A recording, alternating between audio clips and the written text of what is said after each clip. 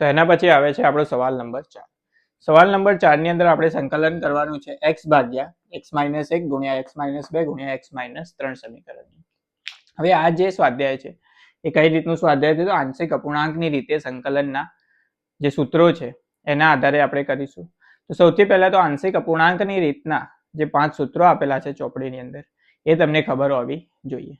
તમને જે સમીકરણ આપવામાં આવે તમારે એ 5 સૂત્રમાંથી એક સૂત્ર સાથે એ જે સમીકરણ હશે એને સરખાવવાનું અને એનું સંકલન તમારે કરવાનું રહેશે. હવે અહીંયા તમને જે સમીકરણ આપવામાં આવ્યું છે એ સમીકરણને જો આપણે આંશિક અપૂર્ણાંકની રીતના સૂત્ર સાથે સરખાઈએ તો આ જે સમીકરણ છે એ કોના બરાબર લખી શકાય?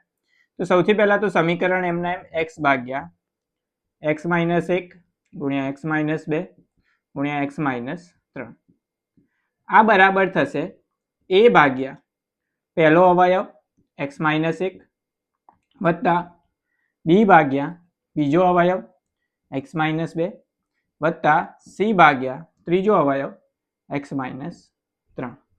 એટલે કે તમે આનું સંકલન કરો અથવા તો આનું સંકલન કરો, બંનેનો જવાબ કેવો આવે? તમને સરખો જ મળશે. પણ આનું સંકલન કરવા માટે તમને a, b અને c ની કિંમત ખબર હોવી જોઈએ. તો એ કઈ રીતે શોધીશું? તો અહીંયા બંને સાઈડના સમીકરણને શું કરીશું? સાદુરૂપ આપીશું. અહીંયા x-1 x-2 અને x-3 એનો લસા શું થાય? તો ત્રણેયનો ગુણાકાર શું થાય? લસા.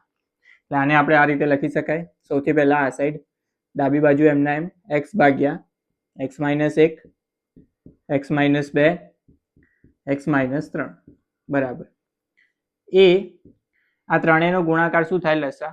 એટલે એ જોડે કોણ ગુણાશે? આ બંને સમીકરણ x-2 x-3 વત્તા b કૌંસમાં આ બંને b જોડે ગુણાકારમાં આવશે તો x-1 ગુણ્યા x-3 વત્તા c એના ગુણાકારમાં આ બંને અવયવો આવશે x-1 ગુણ્યા x-2 ભાગાકારમાં આવશે ત્રણેયનો ગુણાકાર એટલે કે x-1 x-2 અને x-3 બંનેના છેદ બંને સાઈડ શું થઈ જશે? કેન્સલ. તો અહીંયા આપણને આ સમીકરણ મળશે. હવે આ સમીકરણનો ઉપયોગ કરી આપણે a, b અને c ની કિંમત કઈ રીતે શોધીશું? તો આપણી પાસે અહીંયા 3 સમીકરણ છે. ત્રણેયને જો વારાફરતી આપણે 0 સાથે સરખાઈએ તો x ની આપણને 3 કિંમતો મળશે. એ x ની 3 કિંમતો અહીંયા મૂકશો એટલે તમને તમારો જવાબ મળી જશે. તો સૌથી પહેલા x-1 એ પહેલો અવયવ આપણો, એને 0 સાથે સરખાઈએ તો x-1 બરાબર 0. તો x બરાબર શું થાય? 1. તો x ની પહેલી કિંમત આપણને શું મળી? 1. આ સમીકરણમાં x ની જગ્યાએ આપણે 1 મૂકી દઈએ તો અહીંયા શું આવશે? 1 બરાબર અહીંયા a કૌંસમાં 1-2 કેટલા થાય? -1 ગુણ્યા 1-3 કેટલા થશે? -2. અહીંયા 1 - 1 0 તો b વાળું આખું પદ 0. અહીંયા પણ 1 - 1 0 તો c વાળું આખું પદ 0. એ લખવાની કોઈ જરૂર નથી. માઇનસ ગુણ્યા માઇનસ શું થઈ જાય? પ્લસ. 2 × 2 આ સાઈડ ગુણાકારમાં, સામે જાય તો ભાગાકારમાં. તો એની કિંમત કેટલી થઈ જશે? 1/2. એના પછી b ની કિંમત શોધવી હોય તો બીજો અવયવ x-2 એને 0 સાથે સરખાઈએ તો x-2 બરાબર 0. તો x ની કિંમત કેટલી થશે? 2. આ સમીકરણમાં x ની જગ્યાએ આપણે 2 મૂકી દઈએ તો 2 બરાબર 2 - 2 શું થઈ જાય? 0. તો a વાળું આખું પદ 0. b કૌંસમાં 2 - 1 કેટલા થાય? 1. અને 2 - 3 એ કેટલા થશે? -1. તો માઇનસની સાઈન આ સાઈડ આવી જશે તો b ની કિંમત આપણને મળશે -2. હવે ત્રીજી કિંમત c ની કિંમત શોધીએ તો ત્રીજો અવયવ કયો હતો? x-3 એને 0 સાથે સરખાઈએ તો x-3 બરાબર 0. તો x બરાબર કેટલા થશે? 3. આ સમીકરણમાં x ની જગ્યાએ શું મૂકી દઈએ આપણે? 3. તો 3 બરાબર 3 - 3 0 તો a વાળું આખું પદ 0.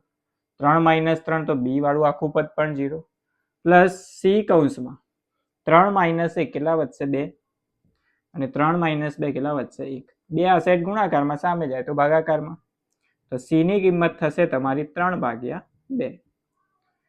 a, b અને c ની કિંમત અહીંયા મૂકી અને સંકલન કરીએ તો એ આપણો શું થઈ જાય? જવાબ. તો સૌથી પહેલા તો સંકલન કૌંસમાં a ની જગ્યાએ કઈ કિંમત આવશે? 1/2. તો 1 ભાગ્યા 2 ભાગ્યા x માઇનસ 1. બીની કિંમત કેટલી હતી? -2. તો પ્લસની જગ્યાએ શું થઈ જશે? -2 ભાગ્યા x માઇનસ 2 પ્લસ સીની કિંમત કેટલી હતી? 3 ભાગ્યા 2.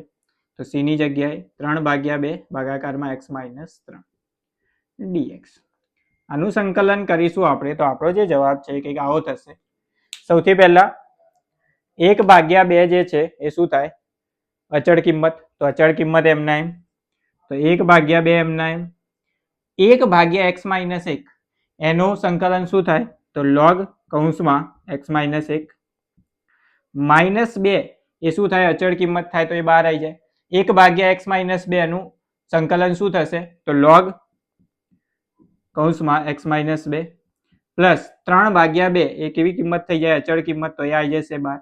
અને 1 ભાગ્યા x માઇનસ 3 એનું સંકલન થાય log કૌંસમાં x માઇનસ 3 પ્લસ c.